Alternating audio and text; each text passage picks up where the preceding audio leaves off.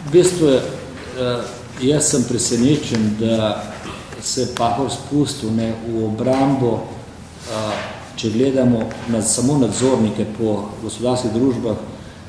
Če sem čist direktor, mislim, da jih je gospod Janša imenoval več kot 1000 in zdaj se zagovarja Pahor zaradi dveh, ki sta gospodarska družba, enega Križaniča, ki je avtoriteta na svojem področju, nekdo, kateri stranki je, jaz moram povedati, da je tudi v nadzornem svetu, kjer sem ga jaz spremljal, izjemno zahteven in tisto željo, da bi bil Pavlica, ne sedi v Kadrovsodu, zdaj pa ne vem.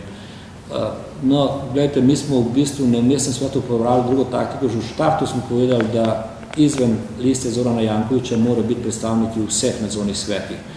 In če tako rečem, če holding, tisto podjetje, ki je po vrednosti največje, pa najbolj pomembno, ker je pač mama 4 podjetij, je tam v nadzornem svetu Sušnik.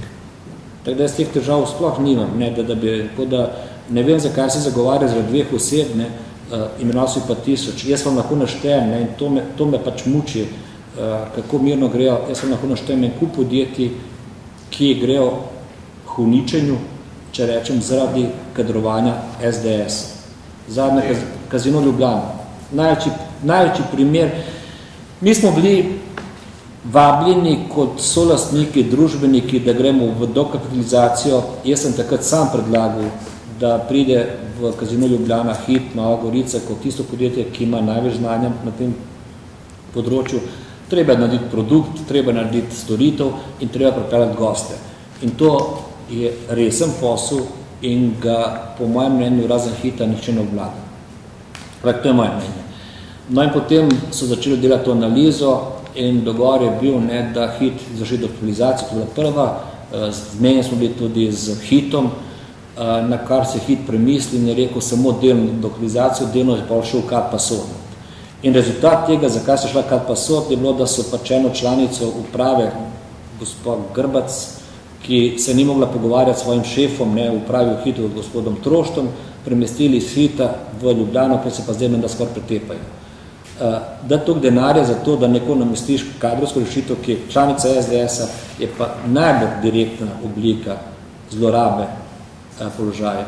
In če gospod Janša misli, da je podpis nekega kodeksa, ki so ga podpisali njegovi ministri in sekretarji, potem ne vem, kako bo pojasnili ravnanje gospe sekretarke bivše Adriana Stanina-Kosa, ki je, sem povedal, največ izdajal v tej državi, izdala sicer njega, ampak kdor se s tem igra, pač do tega pride.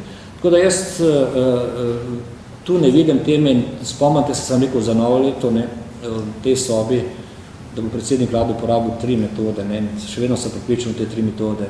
Plače bo dvignil pa penzije s 1. septembrom, to je že jasno, to je že sprejeto.